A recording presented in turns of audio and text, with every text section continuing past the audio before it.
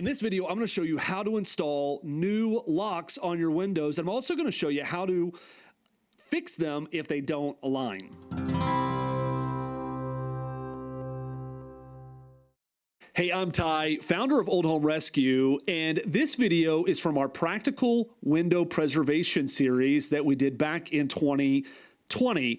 And in this video, I actually go through the process of installing brand new brass, let's see if we can get, there we go, brand new brass locks and keeps on an old wood window in my house.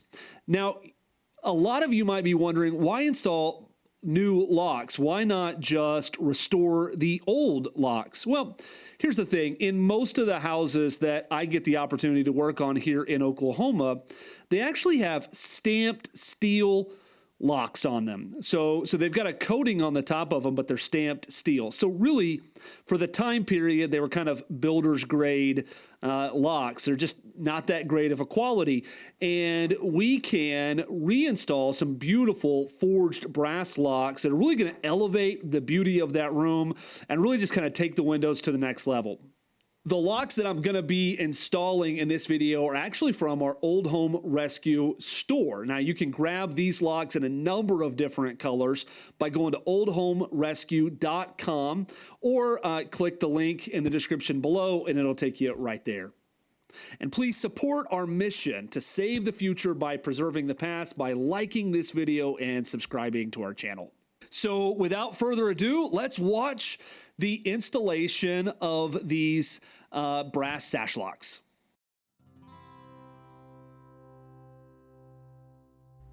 Okay, so in this video, we're going to be installing a brand new lock and keep on this old wood window. We're going to be taking the original lock and keep off for this installation. Now let's go through some of the tools. We need a slotted screwdriver, a beekeeper's tool, some toothpicks. I'm going to show you a really cool trick for the toothpicks. They come in really handy. And a drill. And we're going to be using an 1/8 inch drill bit here. And we'll be taking off the old hardware. So there's the lock.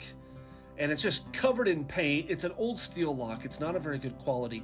It's pressed steel. And they just don't restore very easy. You could do a ton of work, but you would still have to pay to get them replated to have them look attractive at all. And so we're just going to take these off and install some new forged brass, awesome reproduction hardware. This is where the beekeeper's tool can come in really handy, is to kind of scrape that paint off and dig in there when you have to. Now I'm using the speed square there to check and see if it's level. Sometimes things can get underneath the sash, either the top or the bottom, that make it won't line up just perfect. So I put the lock there with the keep, and it just doesn't set right. It's not going to lock well. It's not going to be very secure. So let's lift it up and let's see if there's anything underneath it that we can sweep away. But on this one, it's just the weather stripping, and sometimes that happens. And rather than take the window out and do a ton of work to it replaning, we're going to use one of these. It's an invisible sash lock shim. It is a really handy cheat, honestly. They come in 1/4 of an inch and 1/8 of an inch, and you can build them up to your desired height so you can install that lock without a whole lot of headache.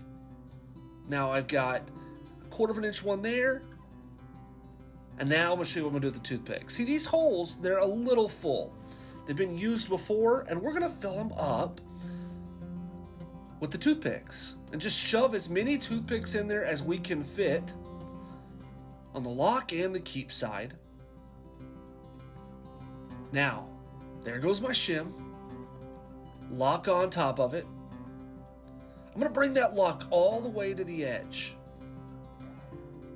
But I don't want it to hang over the edge because I don't want it to hook or catch my lower sash. And I want it to pull that thing tight when it shuts.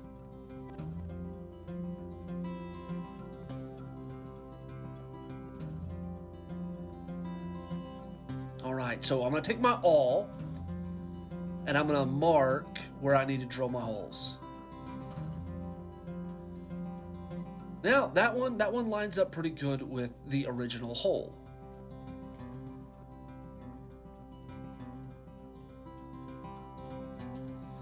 Now here's the drill comes in. Oh, there's my hand, but I'm going to drill in there. There we go. I'm going to drill in there and set my screws.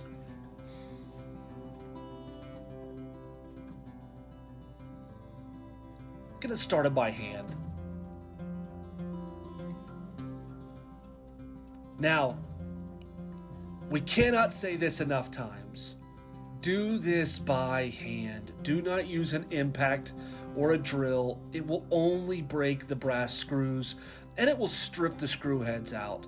This is kind of a delicate brass hardware. It's kind of a by hand thing.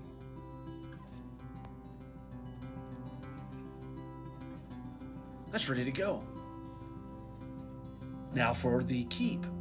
Nope, sorry, now for the lock. Really great forged brass hardware. Really great internal mechanics. Simple design, but made to last for generations. Now, the curved part is going to go towards the inside with the flat part going at the back of the sash.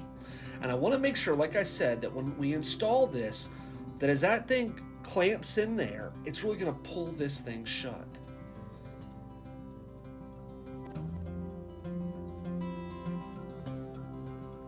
Using my drill again.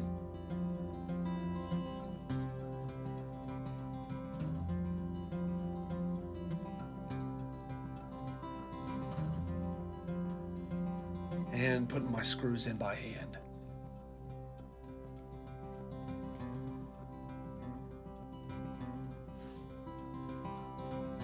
Once again, hand sinking those things to make sure they're fit in there just right.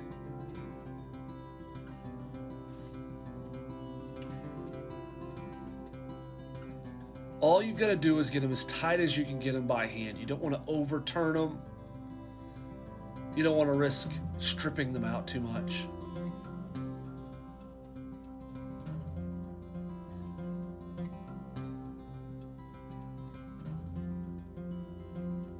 All right.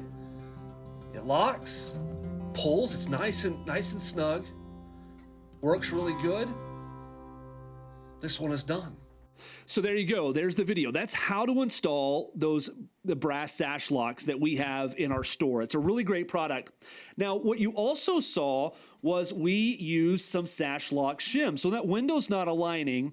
You could take that window out, you could plane it down, and you could do all kinds of really cool woodworking to fix that. But, honestly, who has the time and who wants to mess with all of that when you can get these sash lock shims that I used in the video? Now, these are a really great handy tool.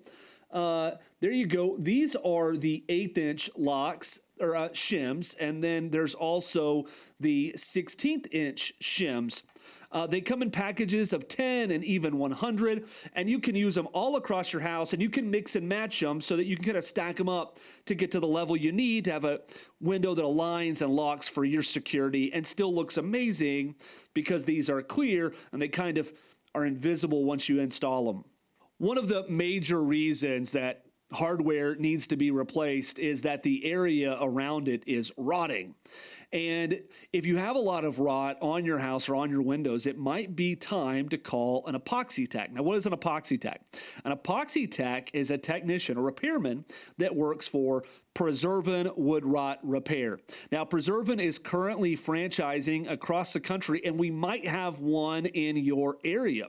So click the link in the description below and find out if there is a local Preservin that can help you out with that wood rot. Now, if there's not, you're not completely at a loss because it might be time for you or somebody you know to start a Preservin franchise in your local community. And if you want to learn more about that, you can check out the video right here, and it kind of just tells you all about Preservin. You can also go to Preservin.com, click the franchise, and learn about franchising with Preservin. So thank you so much for watching this video, and remember, we save the future by preserving the past.